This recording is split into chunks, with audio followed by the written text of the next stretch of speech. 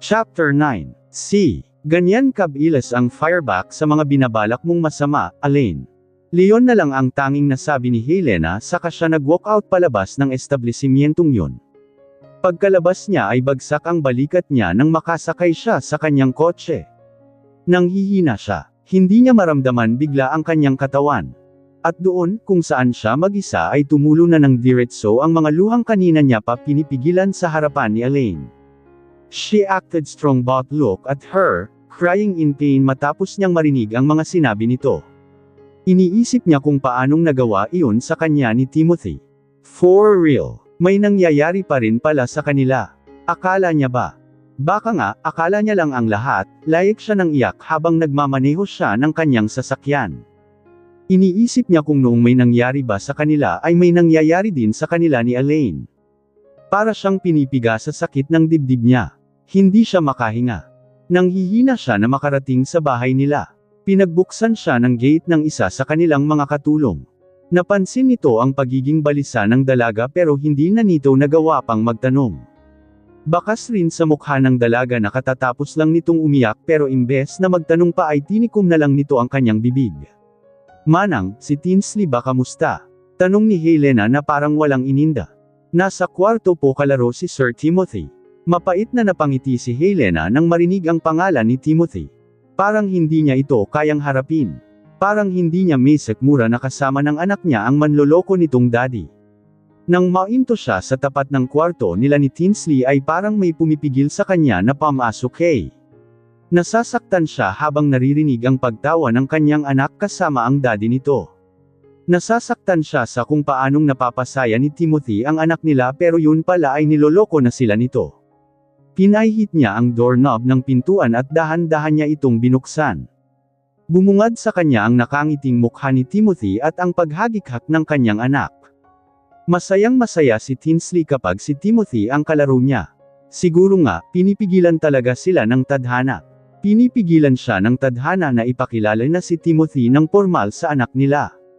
Siguro, ito ang dahilan kung bakit may isang bagay na tila nag-hold back sa kanya na sabihin ng totoo because Timothy doesn't deserve to be called Tinsley's father. Tama na. Ayaw na niyang sayangin ang chance at pag-asa na ibibigay niya rito. Nag-aaksaya lang siya ng panahon at pagkakataon. Pwede ka nang umuwi, malamig na ani Helena habang hindi nakatitig sa mga mata ni Timothy. She went straight into her daughter habang naglalaro ito. Binuhat niya ito sa kaniyakap ng mahigpit. But mommy, it's too early for Tito Tim to go home. We have to play pa. Pag-angal ng bata. Helena, Elle can stay. I can play with her all day kung tutusin. Don't worry, hindi abala sa kin si Tinsley. Sagot ng binata na hindi pa nasisense ang pagkawala ng mood ni Helena. Matatalim siyang tiningnan ng dalaga. Kapag sinabi kong umuwi ka na ay umuwi ka na. Pagdidiin nito, inihaya ni Helena ang anak sa kama saka binigay dito ang tablet niya. Here, it's better to play on your tablet, saad niya. Nagulat si Timothy sa inakto nito. Why did she suddenly act like this? May problema na naman ba siya? Why is she so cold to me? Leon ang mga tanong na gamulo sa isipan ng binata. Kataka-taka naman. Ayos naman kasi sila kanina tapos bigla na lang pag-uwi nito ay mukhang galit na siya. May problema ba, Helena? Let's talk. Palabas na si Helena ng kwarto noon kaya sinundan niya ito. Gusto niyang klaruhin kung ano ang problema nito sa kanya. Bakit bigla-bigla na lang itong nanlalamig? Ang sabi ko, makakauwi ka na. Bakit ba ang kulit mo? Ha? Mataas na boses nitong sagot. Napakunot ng kanyang noo si Timothy. Ano bang problema? May nagawa na naman ba akong mali? Magtataka ako kapag may ginawa kang tama, Tim. Alam mo, muntik na kitang ipakilala sa anak mo. Mabuti na lang pala at hindi ko pa ginagawa. Tama ang desisyon kong yun dahil hindi ka karapat-dapat na tawaging ama niya. Sambat nito. Nasaktan doon si Timothy. Tumagos yata ang mga salita ni Helena sa kaibuturan ng kanyang dibdib. Wala nang masasakit pa sa mga sinabi nito. Pero hindi niya lang maipaliwanag kung bakit ganoon na lang kung magalit ang dalaga sa kanya. Hindi kita maintindihan, sabihin mo sa akin kung bakit ganyan na lang ang galit mo nang maintindihan ko kung saan ka nang gagaling. Napahilot ni kanyang sentido si Helena.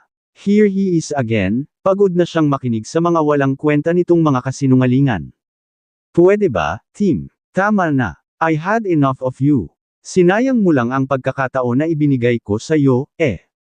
I was about to give you my heart again.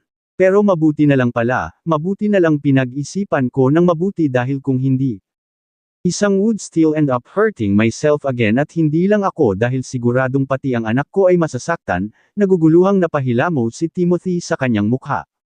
Hindi kita maintindihan, Helena. Anong ibig mong sabihin? Tell me kung bakit mo sinasabi iyan ngayon. Alam mo yan sa sarili mo. It's for you to find out, Tim. Basta ako, tapos na ko sa'yo. You will never see Tinsley again. Get out of this house. Senggal na sa kanya ng dalaga. Sa totoo lang ay naiiyak na si Helena pero parang wala nang lalabas na luha sa pisngi niya. Naubos na yata ang luha. Lagi na lang ba sakit ang mararamdaman niya? Wala na bang pag-asa na tuluyan na silang sumaya? Ganito siguro Cap-8 ang buhay. Siguro, kailangan na lang niyang tanggapin na hindi na sila magiging isang buong pamilya. No, hindi ako aalis hanggat hindi mo sinasabi sa akin kung ano ang nangyayari. Naguguluhan ako, Helena. Please, don't be unfair. Tell me. Pagmamakaawa ng binata, sinabi pa lang ni Helena na hindi na niya makikitang ulit ang anak niya ay para na siyang pinagkaaitan ng isang bahagi ng buhay niya. Hindi niya kayang mawala ang dalawa sa kanya. Ngayon pa kung saan palagay na ang loob ni Tinsley sa kanya. Ang unfair ko, Tim. Ako pa talaga ang unfair ngayon, ano? Tandang padamdam. Thank mo talaga. Gago ka din, no? Sinungaling ka. Lumayas ka dito bago tuluyang mandilim ang paningin ko sa'yo. Wala sa sariling napaluhodi si Timothy. Yes, kung kinakailangang lumuhad siya ay gagawin niya. Hindi siya aalis hanggat hindi nabibigyang linaw ang lahat. Hindi siya aalis hanggat alam niyang galit si Helena. Please, tell me. Nagmamakaawa ako. Anong nagawa kong mali? Tandang pananong panipik. Anito sabay hawak ng kamay ni Helena. Sarkastikong napasmirk ang dalaga. Bakit ako ang tinatanong mo? Hindi ba dapat ang babae mo ang kausapin mo? Siya ang bumuko sa bahong tinatago mo. Ngayon, umalis ka na dahil kapag nalaman pa ina mommy at daddy to, hindi ko sigurado kung kaya ka pa nilang patawarin ulit, Tim. Si Elaine ba? Anong sinabi niya sa'yo? Please, don't believe that woman. She is just desperate. Ako ang dapat paniwalaan mo, Helena. Pero marahas na tinanggal ng dalaga ang pagkakahawak ni Tim sa kamay niya. She had enough of his alibis. Pagod na siyang makinig sa mga rason nito. Pumagitna na ang mommy at daddy ni Helena na tila naguluhan sa kung anong komosayon ang biglang nangyari. Okay pa kasi sila kanina kaya medyo napaisip ang mga ito kung bakit bigla na lang nagsitaasan ang boses nilang dalawa. Anong nangyayari dito? Ba't kayo nakasigaw? Nag-aalalang tanong ng mommy ng dalaga. Maagap na pinatayo nito si Tim. Timothy, anong problema? Pero hindi nasagot ang binata. Nakayuko lang siya. Naiiyak na naman siya. He feels so gay whenever he feel like crying. Mom, let him be. Makakaalis na siya. I had enough, Mom. Pero hindi ko maintindihan kung anong nangyayari. Sabihin niyo sa akin at naguguluhan ako. Sigaw nito. Pilit naman siyang hinahawakan sa balikat ng daddy ni Helena at pinakakalma siya dahil mukhang pati ito ay nasi-stress na rin. Sino ba naman ang hindi mag-iisip ng iba kung ganitong eksena ang aabutan nilang mag-asawa? Mabuti na lang at wala si Tinsley dahil kung mangyari man, mas mahihirapan silang ipaliwanag sa bata. Live or limb I'm pulling out my partnership with you at hinding-hindi mo na ako makikita ulit lalo na ang anak mo. You choose, Timothy. Pagdidan nito. She was so firm with her words at mukhang handa siyang panindigan talaga ito kapag nagkamali lang si Timothy. Pagod na siya. Akala niya ay magsisimula na sila ulit pero malabo pa rin pala. Malabo pa rin pala sila ni Timothy. Puro siya maling akala. Akala na magbabago ang binata pero ang totoo, nakikipagkita pa rin ito kay Elaine. Nang inag si Timothy, ramdam niya ang panginginig at galit sa boses ni Helena ng mga oras na iyon. Ramdam niya rin na nasasaktan ito pero hindi niya alam kung saan ito nanggagaling. Kung tama man ang hinala niya na dahil na naman ito kay Elaine, mapapatay na talaga niya ito. That dumb bitch really tries to destroy his relationship with Helena at hindi talaga ito titigil hanggang sa hindi niya ito nasisira. Labag man sa kalooban niya, nanghihina man ang buo niyang sistema. Turning his back means wakamang away from his dream family. Pangarap niyang mabuo ang pamilya nila ni Helena pero mukhang hindi na iyon mangyayari dahil sa mga nangyayari ngayon. Mabigat ang mga hakbang ng kanyang paa habang papalayo siya sa kinatatayuan ni Helena. Naiyak na ng tuluyan ang dalaga nang makita niyang paalis na si Timothy. May choice pa ba siya? Wala, he has no choice. Nasasaktan din siya. Nadudurog din siya habang pinagmamasdan ng lalaking mahal niya na naglalakad palayo sa kanya. Nasasaktan rin siya dahil parang gusto niya itong yakapin at bawiin ang lahat ng mga sinabi niya. She doesn't know how to stop him dahil pinipigilan siya ng nararamdaman niyang sakit. Hindi na siya pwedeng magpadala sa nararamdaman niya. Kailangan niyang itatak sa isipan niya ang pagsisinungaling at panloloko nito. Ano naman kung walang sila? Ano naman kung hinding klaro ang relasyon nila? She felt betrayed. Ano ba ang dapat niyang iakto? Her mom looked weary. Naaawa ito kay Timothy dahil halata namang labag sa kalooban nito ang pagtahak ng daan palabas pero wala siyang magawa. Kailangan niyang irespeto ang desisyon ng anak niya. Anak, bakit naman ganon? Humahanggos na anito sa kanya habang pilit na hinahagod ang likuran ng kanyang anak. Mom, please. Nagulat na lang sila nang biglang nalabas si Tinsley mula sa kwarto nito. Napalingon agad sa direksyon niya ang mommy niya, Tinsley. Sigaw nito. Nagmamadaling napatingin sa may ibaba ang bata. Nakatanaw ito sa daddy niya na naglalakad na palabas ng kanilang mansyon. Tito Tim. Sigaw nito sa kapatakbong hinabol si Timothy. Tinsley, anak. Sigaw ni Helena sa kahinabol ng tingin ang kanyang anak na nagmamadaling bumaba ng hagdan. Sa narinig ni Timothy ay mabilis siyang napalingon dito. Tinsley, he uttered. Nabuhayan siya ng loob. Medyo nabigyan siya uli ng pag-asa. Makita niya lang ang anak niya. Para na siyang buo ulit. Tito, where are you going? Are you leaving me? Kunot noo ag inosente nitong tanong. Napabuntong hininga si Tim sa kabinalingan ng tingin niya si Helena na tila nagtatanong if it's okay kung hihinto siya saglit para kausapin ang anak niya. Pero nagbabadya agad at nagwa-warning ang mga tingin ni Helena. Timothy started to make some distance. Sobrang sakit naman yata. Sobrang sakit na layuan ang anak niya. Tito, why? Are you mad at me? Medyo naiyak ng wika ni Tinsley. Sorry Tinsley, but you need to get rid of me from now on. As he turned his back ay doon na tumulo ng luyan ang luha ni Timothy. Alam niyang nasaktan niya ang bata. Tito, huho, layik ng anak niya habang nagpapadyak pa. Agad na hinayla siya palayo ni Helena. Hahabulin pa sana siya ni Tinsley pero hindi niya hinayaan pa na mangyari ito. Impit siyang napaiyak habang pinagmamasdang umiiyak ang anak niya. Wala itong kaalam-alam. Ang hirap, sobrang hirap. Tinsley had no idea about what is going on. She was so innocent. Ni hindi nga niya alam na nag-away na ang mga magulang niya. Ang alam niya lang ay gusto nang lumayo sa kanya ng Tito Timothy niya at hindi na nito napigilan ang magtampo. Oo, nagtatampo ang bata at hindi nila alam kung paano nila itong aamuhin. Nasa dining area sila ngayon. Katatapos lang nila magdasal bago kumain ng breakfast. Usually ay si Tinsley pa ang magpapabida para mag-lead ng prayer bago sila kumain pero ngayon, she kept rubbing her hands habang nakayuko. Hindi siya nagsasalita. Ni isa sa mga kasama niya ngayon ay hindi niya kinakausap. Naawang napatingin sa kanya ang mommy niya nang matapos ang dasal. Napabuntong hininga pa nga ito sa kanya hinawakan sa balikat si Tinsley. Sweetie, show me your face, child. Kumain na tayo. Pero parang walang narinig ang bata. Ni hindi man lang nga ito umimik o tiningnan man lang ang mommy niya. Kapag nagtampo na ito ay damay ang lahat. At mahirap na itong amuhin. Napakagat ng labi ang mommy ni Helena sa kanya hinawakan ang kamay ng anak niya. Anak, mukhang nabigla ang bata. Kahit sino naman siguro ay mabibigla kapag ganoon. Hayaan na lang muna natin siya. Suhestyon nito. Umiling-iling si Helena. No, I can't just let her be like this, Mom. She needs to eat. Hinawakan nito sa magkabilang balikat si Tinsley sa kapinwersang iniharap sa kanya. She gritted her teeth. Ewan niya ba at nenes siya. Naiinis siya because Tinsley won't listen to her. Hindi ito ganito noon. What's wrong with you? You need to eat. Anito sa mataas na boses na nakapagpaluha sa anak niya. Tinsley bit her lower lip sa kapilit na pigilan ang pagpatak ng mga luha niya. Huho. Tuloy-tuloy na iyak nito. Hey Lena, ano ba? Huwag ka namang ganyan sa bata. Suway ng mommy nito. Ayaw na ayaw nila na nagtatas ng boses sa bata.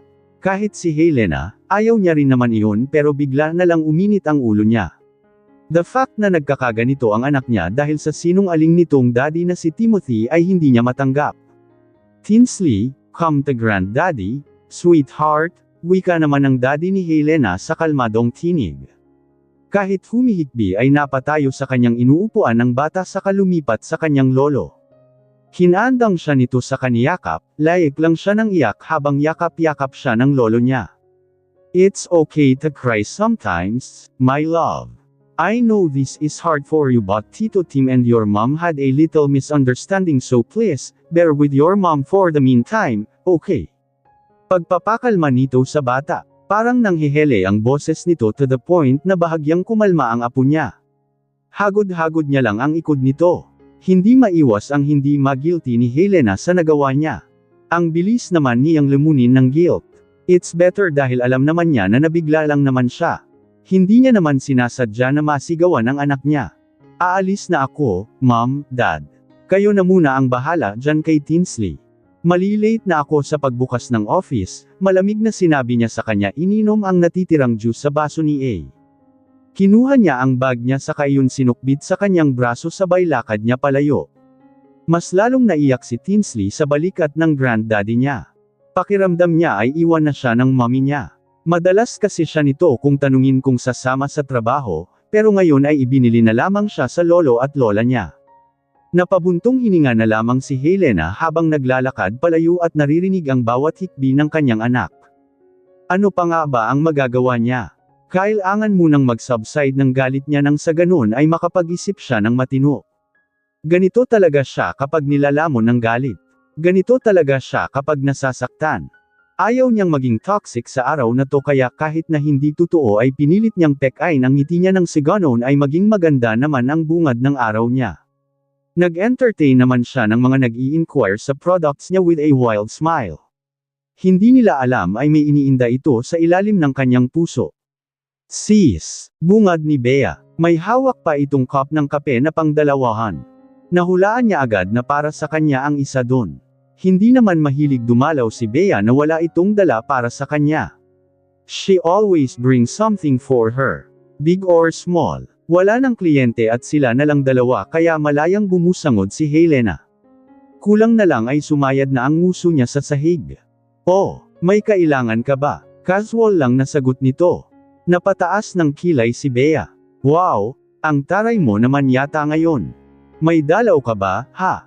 Zero, baka naman dinalaw ka na naman ng selos. Napairap si Helena. Selos your face. Pag-alit niyang sagot. Pinaypay ni Bea ang kanyang dalawang palad sa kanyang mukha. Sinusubukan niyang pahabain ang pasensya niya. Seriously, Helena? Anong nangyari sa'yo? Umiwas ng tingin ng dalaga saka siya tumayo at dumako sa water dispenser para kumuha ng tubig. She then immediately drank it ng diretso, tapos ka na. Muling sinabi ni Bea, ano ba talaga ang sinadya mo dito, ha? Tanong nito, ikaw, syempre, sino pa ba ang sasadyain ko dito sa tingin mo? Name mo ang ito. Ang sabi ko, ano? Hindi sino. Simpleng napakamot ng batok niya si Bea sabay lapag ng kape na binili niya para kay Helena. Zero, ito kape ka muna ng mahimasmasa naman iyang pagsiselos mo. Napahalukip-kap ang kaibigan niya. Bakit ba puro selos ang nasa bibig nito? Wala na siyang ibang sinabi kundi selos simula nang makarating siya dito, Alam na ba niya ang nangyari kahapon? How did Timothy tell her? Pash. Bea, alam mo kung sisirain mo rin lang ang araw ko ay makakaalis ka na. Pagsusungit niya ulit saka muling bumalik sa kanina ay ginagawa niya sa computer. Napailing-iling na lang si Bea. Alam mo, friend. Nandito sana ako para kahit papano ay mabawasan ang galit mo kay Timothy kasi alam mo ba? Kapag galit ang isang tao, tuwang-tuwa ang mga demonyo. Tuwang-tuwa si Satanas. At kilala mo ba kung sino ang compound ni Satanas? Starts with letter A. Pagpapahula pa nito. Bakas ang sarkastiko sa boses ni Bea nang sabihin niya ito. Pinariringgan niya lang ang kaibigan niya pero nagbabaka sakali siya na baka matauhan ito at makarealize sa biglaan niyang pagtatuboy kay Timothy.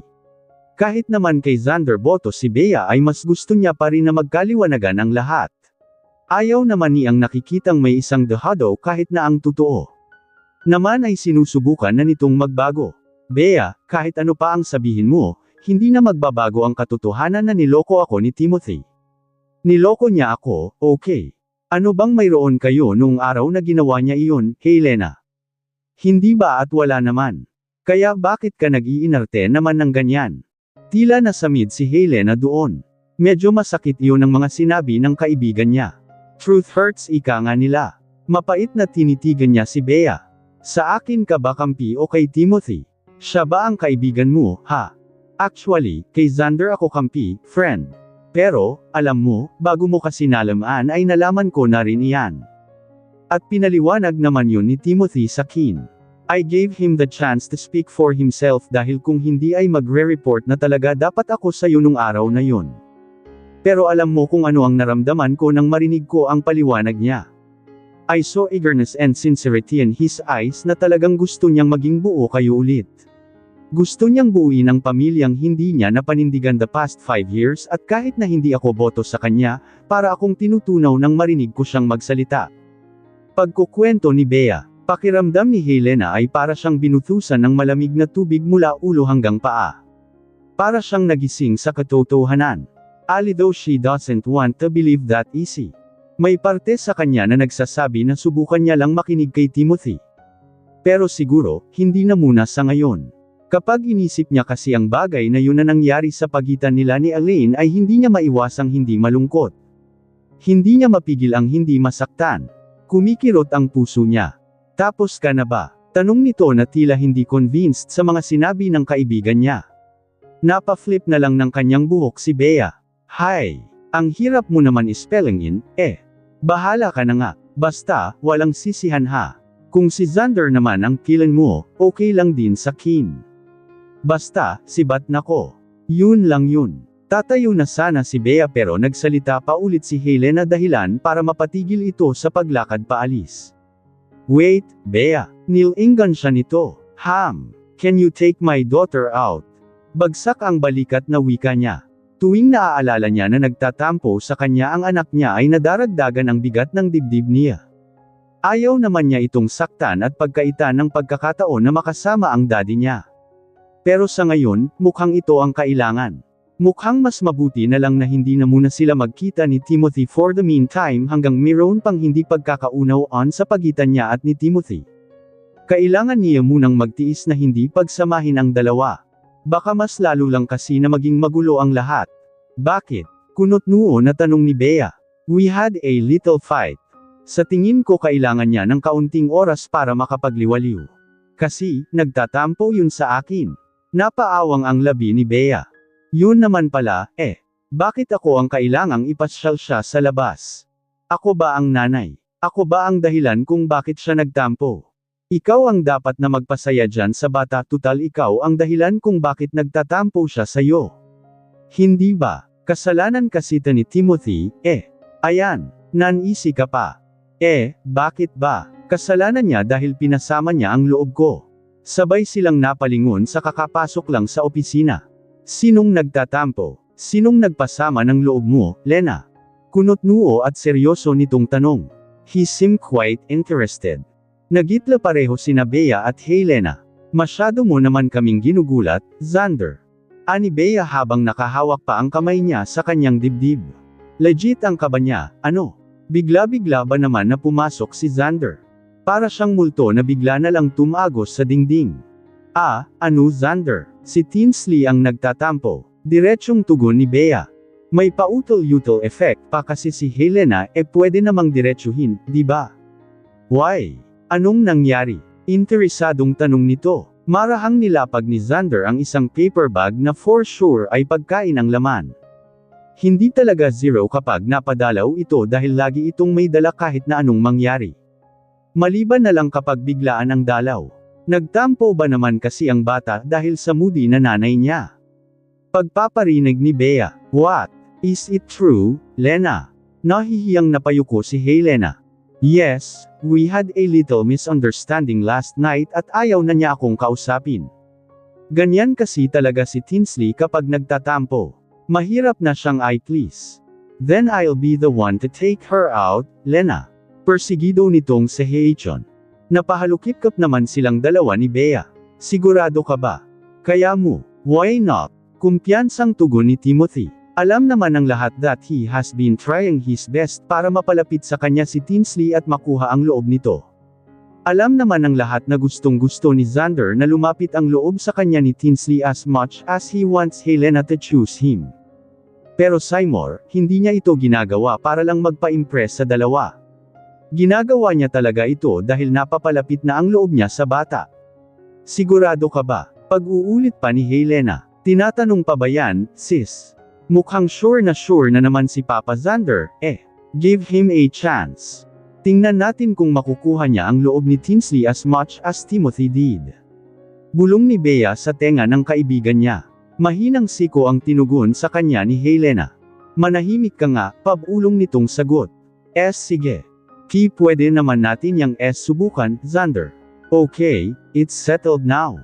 Mamaya din ay magpapareserve na ako ng place for the three of us. Pagdidiin ni Xander. He seems firm with his words at kapag sinabi niya ay talagang gagawin niya iyon.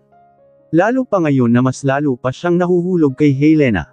Lalo pa ngayon na may pagkakataon na siyang mas patunayan dito na karapat dapat siyang bigyan ng chance ng dalaga. Bakit naman niya ito sasayangin? Hindi ito ang oportunidad na dapat niyang sayangin. Hindi ang tipo ni Helena ang dapat na sinasayang.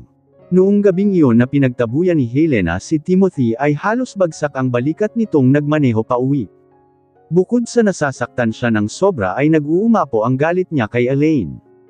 Sinusubok talaga nito ang kanyang pasensya. Parang gusto niya itong patahimikin na lang. Kung pwede lang sana ay ginawa na niya but he can't. Hindi niya namamalayan na nagmamaneho na pala siya papunta sa kondo kung saan tumutuloy si Elaine. Alam niya yun dahil alam niya ang personal details ng mga empleyado niya. Akala siguro ni Elaine ay mapapalampas ni Timothy ang ginawa niya pero hindi. Hindi niya ito palalampasan sa pagkakataong to dahil sobra na. Pinindot niya ang doorbell sa unit ni Elaine ng paulit-ulit na para bang nagmamadali ito. Agad naman iyon na napansin ni Elaine dahil halos masira na ang doorbell niya pindot ni Timothy. Nang pagbuksan niya ito ng pinto ay lumapad ang kanyang ngiti. She became so excited nang tumambad sa kanya ang pagmumukha ng binata. Timothy, I know you missed me. Excited at masigla niyang wika as she attempted to hug him. Pero mabilis na hinigit siya ng binata papasok sa loob ng kwarto. Mahigpit ang pagkakahigit nito sa kanyang kamay. Masakit iyon at ramdam niya agad ang pamumulan ng kanyang wrist. Iniisip niya lang na wala lang iyon at baka dala lang ng excitement sa kanya ni Timothy. Dahan-dahan naman, baby. Masyado ka namang aggressive. Ganyan mo ba talaga ako kamis? She asked, teasing him. Kagat-kagat pa nito ang kanyang labi. Tangi na ka talaga, Elaine, ano? Tandang padamdam. Wala ka ba talagang magawang matino sa buhay mo, ha? Tandang padamdam panipik. Senggal ni Timothy. Para siyang sinaniban ng itim na oras sa mukha niya ngayon. Galit na galit siya. Idagdag mo pa ang sakit na nararamdaman niya na parang pumipigil sa kanya sa paghinga. Ano bang pinagsasabi mo? I am innocent. Bakit ba napaka-judgmental mo, ha? Pagtatanggi nito sa kanya inayos ang strap ng kanyang nighties in a satin fabric na kulay pula. So daring and deceiving pero mukhang walang talab sa binata. She's all done after taking a bath at fresh na sana siya ngayon. Sakto sa pagdating ni Timothy na hindi naman nga niya inaasahan.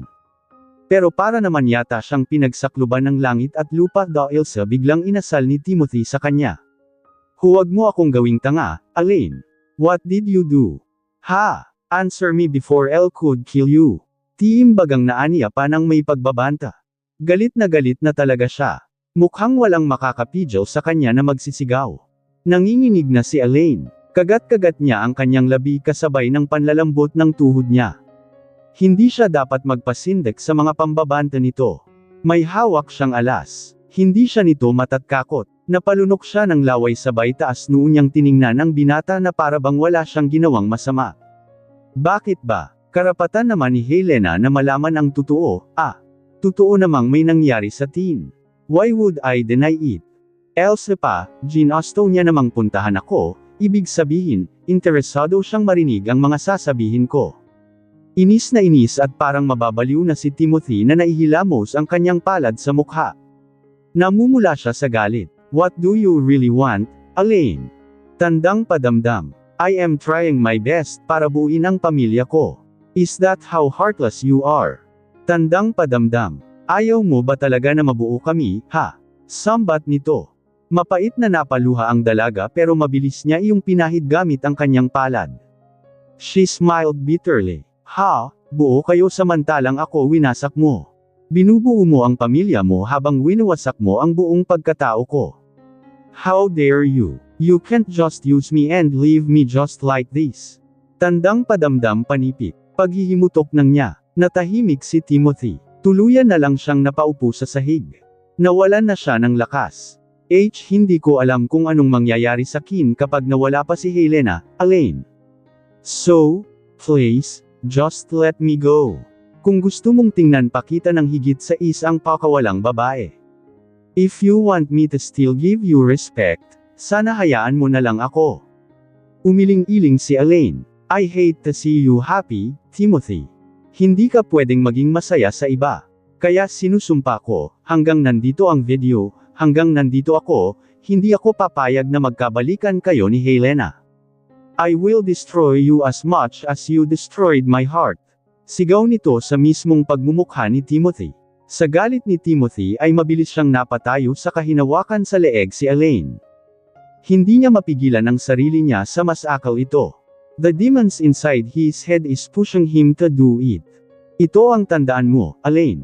Ano pa ang gawin mo, hinding-hindi ako magiging iyo.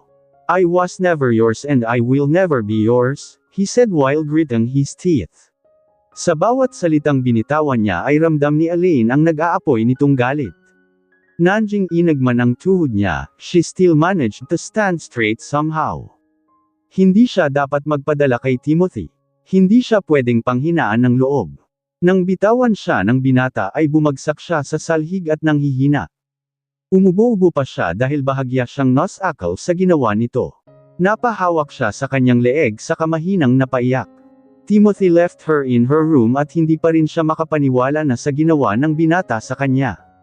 Habang yakap-yakap niya ang kanyang sarili ay dir-diretso na lang ang pagtulo ng kanyang mga luha habang nanginginig siya sa takot. Oo, nakakatakot magalit si Timothy pero kailangan niyang tatagan ang loob niya. Hindi siya pwedeng magpadaig sa takot niya. Hindi siya pwedeng maging mahina tulad ng pagiging mahina niya noon dahil kapag ginawa niya iyon ay para na rin niyang sinabi na hahayaan na lang niya na tapak-tapakan ng ibang tao ang pagkatao niya.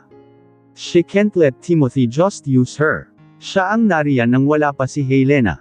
Siya ang kasama nito kahit na nahirapan siya kay Timothy ay sinus-unod niya ang bawat utos nito. How dare he do this in return? Wala siyang utang na loob. Ito ang nasa isipan niya. Habang nasa kalye at nagmamaneho, nahadyop ni Timothy sa kanyang side mirror ang isang kotse na medyo pamilyar sa kanya. Inihinto niya sa gilid ang sasakyan niya nang makitang huminto sa tapat ng isang fancy restaurant ang kotseng iyon at nagmasid lang siya. Hindi siya nagkamali, kotse nga ito ni Xander. Pero ano naman ang gagawin nito mag-isa sa restaurant? He can go home and eat at home alone. Pero nang makita niyang makababa ang isang bata ay doon niya napagtanto na hindi nag-iisa si Xander. May kasama nito ang anak niyang si Tinsley. Para siyang banibiyak habang pinagmamasdan ng anak niya na nakahawak ng kamay kay Xander. Kasunod pa niyon ay ang pagbaba ng isang maputing babae na nakatalikod mula sa hinintuan ng sasakyan niya. Tindig pa lang nito ay kilala na niya kung sino. Si Helena ang babaeng mahal niya. Mas lalo pang bumao ng kanina ay karayom na pakiramdam niya ay tumutusok sa puso niya. Napangiti siya ng mapait habang pinagmamasdan silang tatlo na parang isang masaya at kumpletong pamilya. Bigla na lang siyang napaisip na siya dapat iyon. Siya dapat ang kasama ng mag-ina niya ngayon. Sila dapat ang kumakain sa isang magandang restaurant at magkasama na gumala. Pero unti-unti nang naaagaw ni Xander ang lahat sa kanya.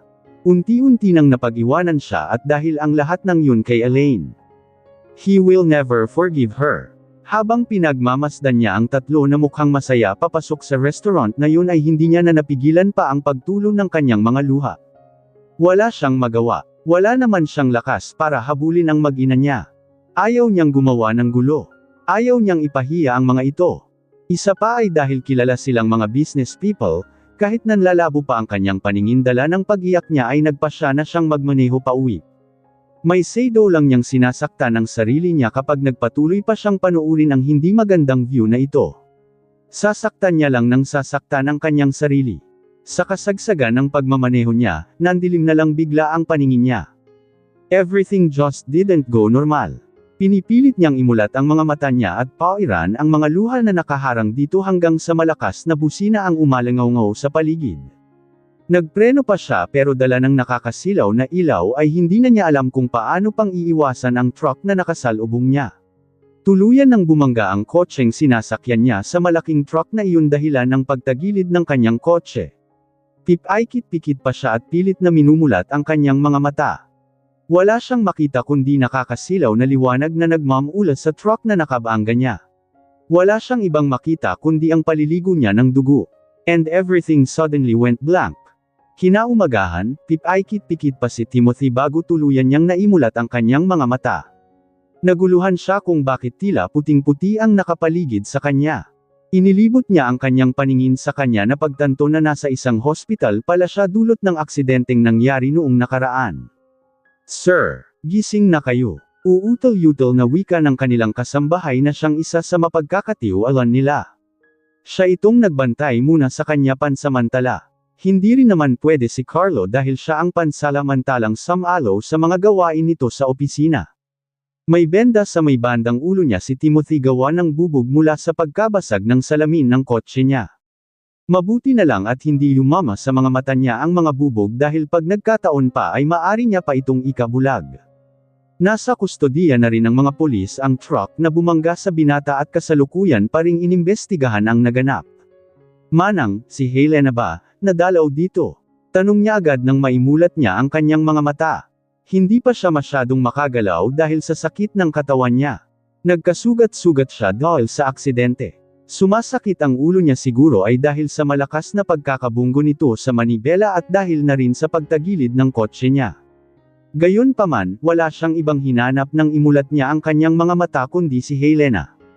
Kahit na nangyari na ito sa kanya at lahat, si Helena pa rin ang concern niya. Hindi niya masyadong ininda ang sakit na nararamdaman niya. Mas masakit pa rin para sa kanya ang sakit na naramdaman ng puso niya noong gabing yun bago siya ma-accident. Hindi pa ho siya naparirito, sir. Hindi pa ho yata niya alam. Gusto niyo po bang ipaalam ko sa kanya? Tatawagan ko po si umiwas ng tingin niya si Timothy. Namumuuna naman ang luha sa sulok ng mata niya. Ang sakit naman na hindi siya naalala man lang na dalawin ni Helena. Hindi na, manang. Wag na, sagot niya mapait siyang napangiti. Mukhang galit nga talaga sa kanya ang dalaga. To think na naaksidente na siya at lahat ay hindi man lang siya nito kinamusta. Is that how heartless she became? Hindi naman hangad ni Timothy ang kapatawaran niya na agad-agaran. Sapat na sa binatang malaman na kahit paano ay naaalala pa rin siya nito. Kahit man lang sana paano ay dumalaw ito kasama ng anak nila. Parehas silang napatingin sa may pinto dahil bumukas na lang ito bigla. Niluwan yun si Elaine na may dala-dalang basket ng prutas. Taas noo itong pumasok sa loob na tila ba hindi siya guilty sa kasalanang ginawa niya. Hanggang ngayon ay galit pa rin sa kanya si Timothy. Hindi niya ito mapapatawad kahit na lumuha pa ito ng dugo. Hindi masukat ang pagkasuklam niya dito. Siya ang dahilan kung bakit hindi niya magawang mabuo-buo ang tiwala ni Helena because she keeps on destroying his image to Helena. Anong ginagawa mo dito? Manang, palabasin mo yan. This is all her fault. Alang-alang sagot ng katulong. Hinawakan nito sa braso si Elaine. Ma'am, ako na po riyan sa basket. Kailangan nyo na pong umalis. Ayaw kayong papasukin ni Sir, shut up, will you? Wag mo nga akong hawakan at nandididri ako sayo. Sanggal niya dito sa kanya ito tinulak ng pagkalakas-lakas. Naupos na parang kandila sa isang sulok ang kasarnbahay ni na Timothy. Napakamot ito ng kanyang ulo. Kamantek pa kasi siyang bumagsak sa sahig dahil sa pagkakatulak ni Elaine sa kanya. Mahina na rin naman kasi ito at may katandaan. Ano ba, Timothy? Why do you keep pushing me away? Bakit? Sino ba ang pinagmamalaki mo? Si Helena. Ni hindi ka nga niya madalaw dito. Ako ang nandito. Matatalim na titig ang binigay sa kanya ng binata. Pero hindi ikaw ang kailangan ko, Elaine.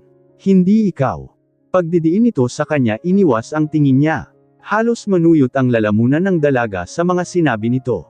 Napaatras ang dila niya. That was painful. Wala nang mas papait pa na marinig mula sa lalaking mahal mo na hindi kanya kailangan kahit na ikaw na ang nandyan. Ang sakit naman, she answered bitterly. Pero wala akong pakialam, Timothy. Wala ka namang ibang choice dahil ako ang narito at aalagaan kita dahil gusto ko. Kahit ayaw ka pa ng 100 beses. Pagmamatigas nito. Ganyan talaga si Elaine. Kapag gusto niya ang isang bagay ay gagawa at gagawa siya ng paraan para makuha ito. Kahit na ang ibig sabihin pa noon ay maubos na siya ng tuluyan. Iba si Timothy kaya hindi niya ito mabito-bitawan. Ngayon pa na para na niyang nakita ang lalaking alam niyang mamahalin niya buong buhay. Hindi niya hahayaang kumawala ito sa mga kuko niya. Do what you want, but I will never be yours, Elaine. Napakamot ng ulo niya ang dalaga.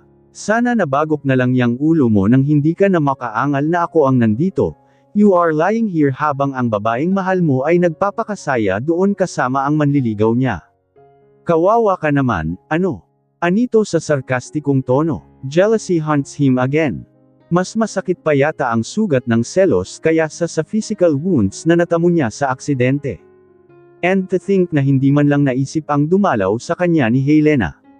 Wala na ba talaga ito ng pakialam sa kanya? Bakit kahit na nakarete na siya, natitiis pa rin siya ng dalaga?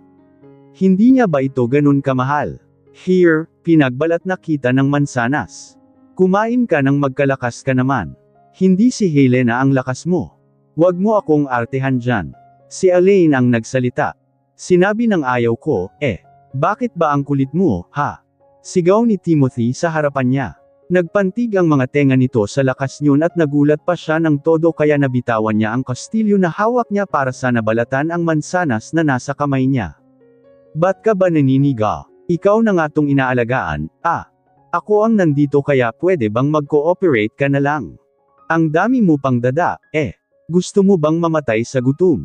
Nawawalan ako ng gana sa pagmumukha mo, Elaine. Kaya habang nanghihina pa ako ay umalis ka na dahil kapag nakatayo ako dito, hindi lang sakal ang aabutin mo sa akin.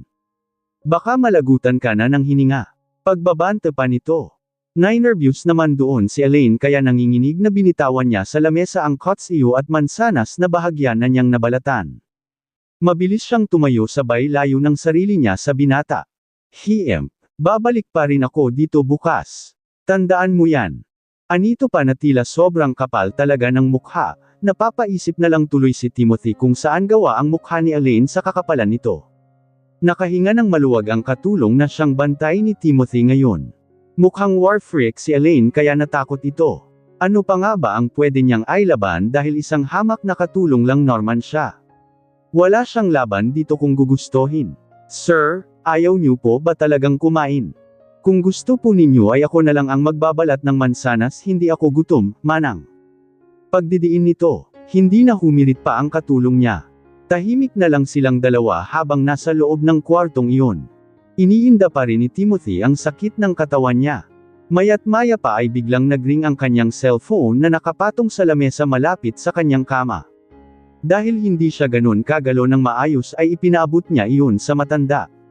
Manang, paabot nga ng cellphone ko. Someone's calling.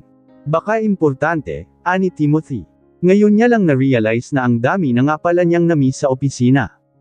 Hindi na siya ganun ka-hands-on sa mall simula nang magkalintik-lintik ang relasyon niya kay Helena. Hindi siya makapag-concentrate tapos nangyari pa ito ngayon. Mas lalo lang nadagdagan ang pasanin niya. Patong-patong na problema. Ito ho, sir. Inabot sa kanya ng katulong ang kanyang cellphone. Medyo nabuhayan siya ng loob nang makita niya kung sino ang tumatawag. Si Bea, kaibigan ni Helena. Nagbabaka sakali siya na sa tulong ni Bea ay maaring dalawin naman siya ni Helena sa ospital. Siya lang yata ang kailangan niya para naman kahit paano ay lumakas siya.